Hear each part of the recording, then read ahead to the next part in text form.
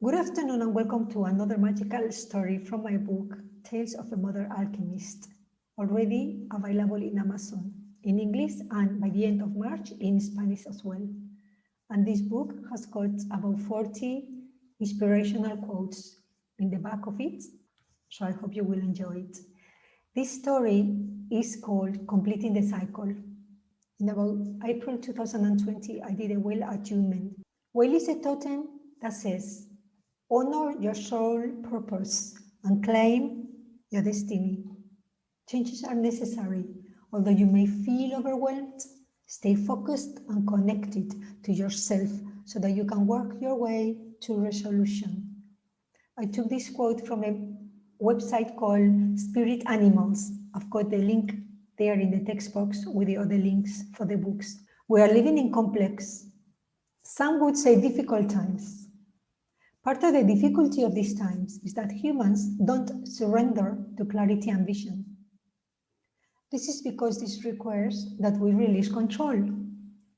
We understand control as our only way to survive when we feel fear.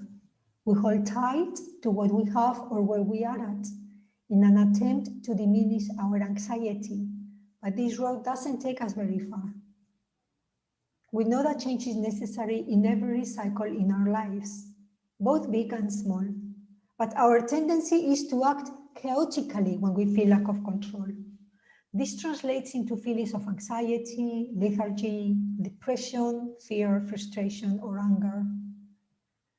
And even though these are natural emotions, and an emotion is energy in motion, they do require to be channeled or redirected in order for us to create positive outcomes.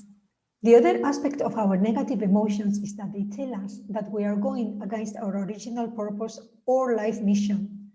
One would say that it should be easy to surrender to the negative feelings. Stay with it, feel it fully until transmute it so that it can show us its gift as it releases its toxic energies. But we block them because we feel we are going to die. And this is true, although not exactly. We are not physically going to die. What actually must die is our ego or personality. And our ego is a master controller that wants to impose its limited view of the world on the multiple and expansive possibilities available to us. But if the teacher is incompetent, how do we expect the student to learn and get ahead? We start with a set of natural skills that we explore when we are children by the action of playing.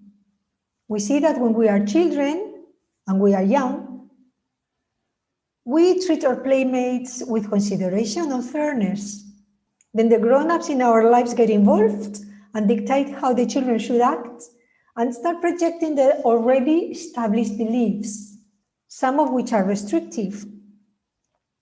And then they start molding the children into carbon copies of themselves, because this is what is acceptable in their set of circumstances. In this manner, we continuously help maintaining the status quo, the traditions, the behaviors, the habits, and the society models that we are part of.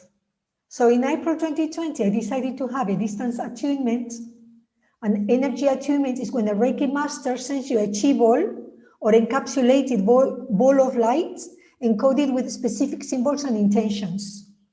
As Bruce Lipton says, we are interactive waves. Each cell has 1.4 volts, so 50 trillion cells in our body are 700 trillion volts. We are actually walking batteries.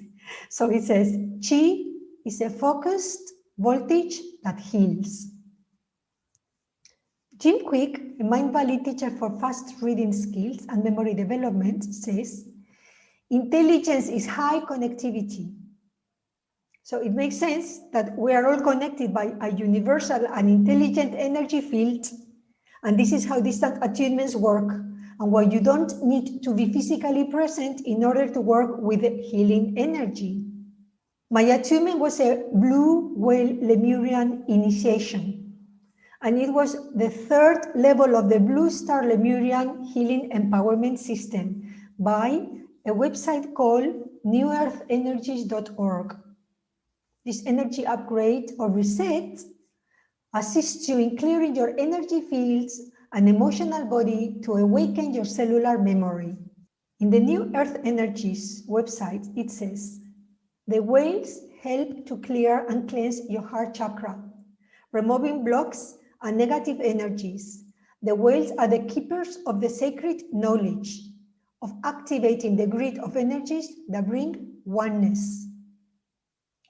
The day we appointed for the attunement, I lie down and relaxed, closing my eyes so that I could feel receptive to the delivery of the energy ball in a way that would be meaningful or relevant to me. This means that when I work with energy, I need to first feel it in my body before I can translate it into my mind. Then my thoughts tell me what has shifted, and then with a focal point, I start seeing the changes taking place in my physical reality, such as memories and feelings being healed, forgiven, or lifted. It is a process that unless you go through it, you can't really explain it. But for me, it works. And I have done attunements and energy calibrations for over 2 decades now. If it hadn't been for it, I would have been buried under what I used to consider problems, but which translated as feeling stuck in a black void, for lack of a better expression. When I am receiving energy, or when I give myself Reiki, I feel it as electricity running throughout my body in specific areas, activating or unblocking particular points. It normally takes anything between half an hour to 1 hour. Then I let the energy settle, and for 1 week or so, I write down all the changes that I feel in my body, as well as being alert to the manifestations taking place in my life as a result of the activation. Sometimes they can translate in people changing their attitude towards me. Other times it can translate as new opportunities. At times I receive inspirations, guidance, or visions, even dreams. In this particular case, I have currently been receiving all previously painful childhood memories as healed and completed. They no longer have power over me, and I feel liberated. It is as if an old problem was instantaneously resolved, and I see an opening where it used to be a dark, heavy energy. The memories were taking my energy in order to stay in place. So when they are healed, the energy is freed. And then you are able to use your lighter state of being to project your vision further away in the future. It's like looking at the future without the blocks that you used to have. So as you release your history or tales that others instructed or informed you with, you realize that this information was actually a way to form you. But now that you can see clearly, you start redefining what you want your truth to be. And this is the time when you start following your intuition. You realize that the reason why you felt uncomfortable with these truths was because they simply didn't belong to you. They didn't resonate with your blueprint, with your original code, with your DNA. They were not part of who you came here to be. And as you clearly see that you are not the person, that these are not the parameters through which you function most efficiently, you start choosing proactively to make sure that you let go of all baggage. By releasing your emotional history or other people's stories etched or framed in you, you can now create your story, a new and brighter version of your life and the world in which you live. Someplace, different perspective, therefore different choices, creating different timelines, bringing different possibilities. As you convert part of your shadow into light, a limiting pattern or a painful memory is released. When the energy that was holding it in place is also released, you feel lighter and more energized or eager to move forward in your life. These energy alignments or calibrations always translate into an opening of the heart chakra, allowing us to reach a new level of compassion, feeling more connected to others, raising our resolve of being of service, aligning us with our life mission, and allowing us to receive clear thoughts and clear messages. All in all, life is simplified and becomes easier to navigate. The final result is that we are able to make our previously unconscious thoughts lighter and more expansive. And this brings alternative ways of looking at things. It is not strange to see an opening or opportunity where before you would see only a problem. Maybe this is what they call creative thinking or thinking out of the box. I truly recommend distance attunements. If you are used to working with energy and if you have someone who can guide you through the process, for instance, a therapist, a Reiki master, an alternative practitioner, etc. But I also warn the reader that playing with energy without the correct support could result in some undesired or unexpected side effects. I myself got into trouble a couple of times in my early days when I was so eager to get out of the hopelessness and semi-despair that was my life at the time. I tried to develop myself psychically too fast, and I got a couple of scares. I was lucky that I had a network of people who could help me, but the lesson was clear and I never forgot it. Slowly, but surely. The spiritual path requires processes, patience, determination, faith, integration, and consistent evolution. It is not easy, but it is worth it. Some people use hallucinogenic substances. I have never used them myself, and I will never use them because I don't believe in that kind of fast breakthrough of consciousness. Perhaps I'm wrong. The reason is that I am not sure whether these shifts can be healthily integrated. So I opted for the slow route, which was meditating for quite a while, allowing my aura to expand and strengthen gradually and consistently. Sometimes our fear is a good guardian. So after the attunement was over, I felt a huge shift over the following days. I seemed to be able to read or decipher energies more clearly. It was as if the process connected me deeper with the universal intelligence. For instance, I would be getting on with my day and I would stop because I would perceive something. Then a very clear thought would spontaneously be formed in my mind, which I could capture by writing it in my spiritual diary. A word or various words would resonate more strongly, so I would navigate the internet looking for some synchronistic information, and invariably a YouTube video would come up. Someone would talk about what I just picked up, with other words and within their own area of expertise. There would be an astrologer, a mind power speaker, or a teacher, or a healer. I started to find it spooky that in a nutshell, they would be commenting on what I just had written in my diary. We have to understand that attunements and healing sessions are not instantaneous answers to all our questions, but a process of evolution, development, healing, and growth. You receive only the amount of energy that you can cope with at a given time. If you took too much energy, you would burn your circuits, so to speak. The intensity of your emotions could give you a shock, damage your nervous system, or create physical undesirable conditions. You should not burn too much negative emotion or dense energy too quickly. The process has to feel good and liberating, not shocking or horrifying. So when it comes to energy and healing, more is not necessarily better. It is better to do it slowly, one step at a time, and regularly.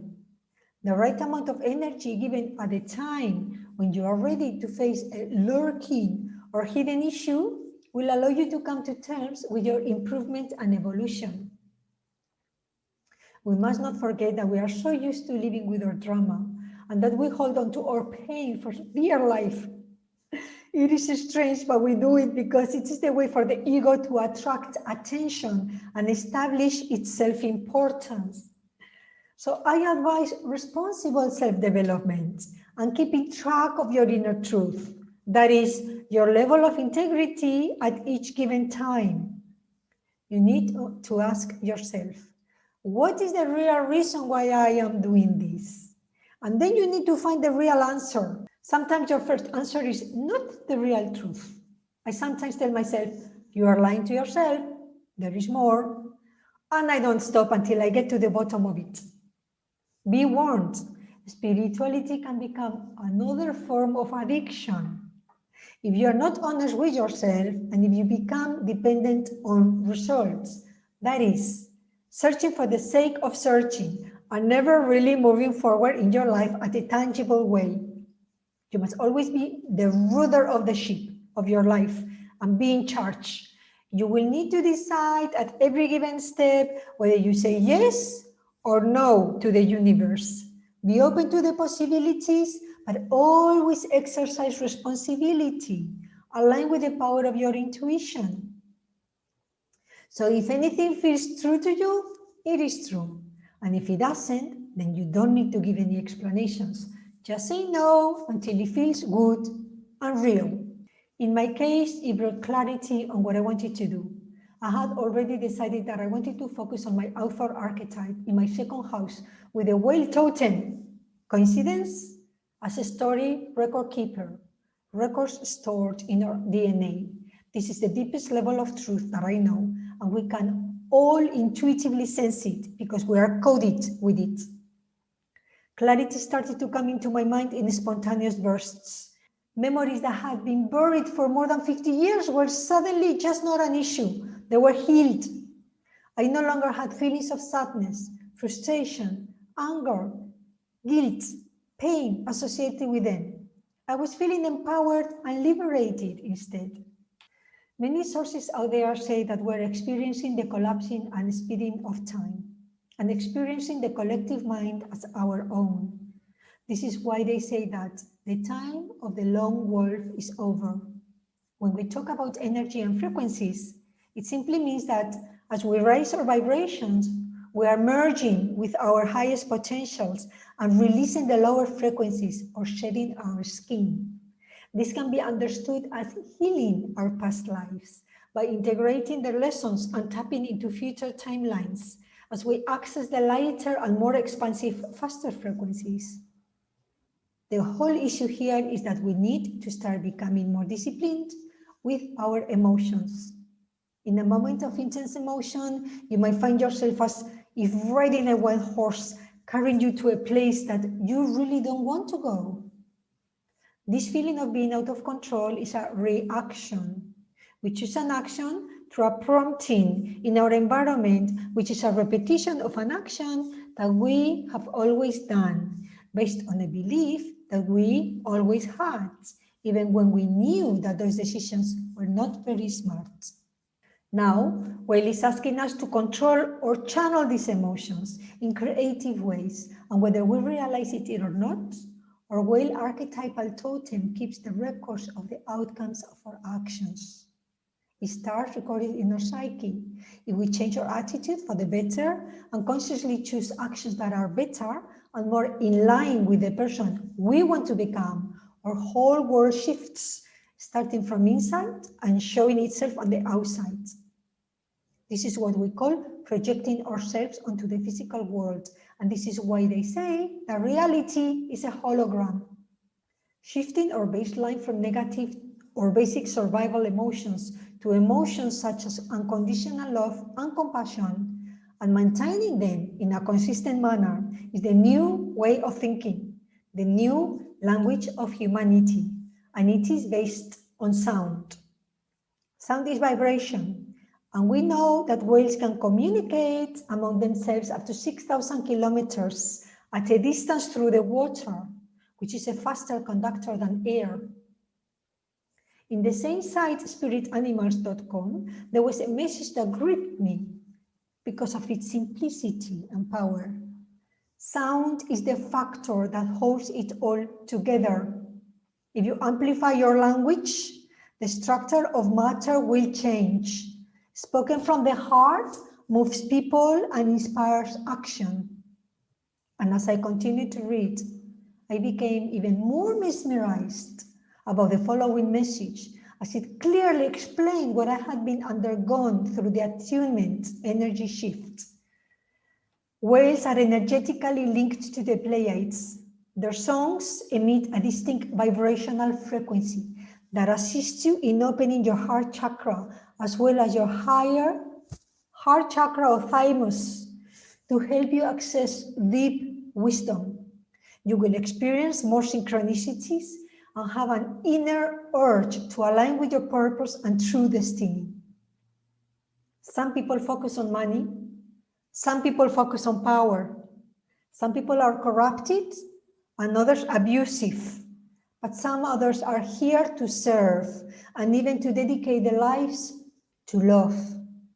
I used to want to write, but I never even considered the possibility that I could talk about core metaphysical subjects applicable to the current times and the future of humanity. I am absolutely delighted that with each attunement, energy shift, leap in evolution, or step forward in my personal development, life becomes more clear, more beautiful and simplified, less worrisome, and fuller of potentials and possibilities. Whale invites us to tap into our own DNA, awaken our spiritual compass, and activate our ruder or guiding talent so that we can become a teacher and a channel. But as always, the choice is ours, and I know exactly what I have chosen. The question is now, what kind of person are you choosing to be? Thank you very much for listening. See you next time.